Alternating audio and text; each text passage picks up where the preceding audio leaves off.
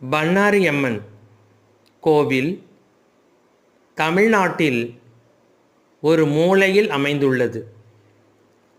இது கேரளாவுக்கும் கர்நாடகாவுக்கும் இடைப்பட்ட ஒரு நிலப்பகுதி. கேரளாவிலிருந்து வந்து இங்கே தெய்வமாக அருள் புரிவதாக வரலாறு சொல்கிறது. இங்கே குண்டம் திருவிழா மிக மிக பிரசித்தம். இந்த முறை 1,00,000 பக்தர்கள் தீ மிதித்து நேர்த்திக்கடன் செலுத்தியதாக நம்பப்படுகிறது. பண்ணாரி அம்மன் கோவிலில் சோபனா மண்டபம் ஒன்று உள்ளது. 24 தூண்கள் உடைய அந்த மண்டபத்தில் அழகு மிகுந்த சிற்பங்கள் இருக்கின்றன. பண்ணாரி அம்மன் கோவில் அதிசயத்திற்கு அதிசயமாக விளங்குகிறது. ஆங்கிலேயர் ஒருவர் இதை நகையாடிய போது அவருக்கு நோய் வந்தது. அவர் மன்னிப்பு கேட்டதும் அந்த நோய் நீங்கி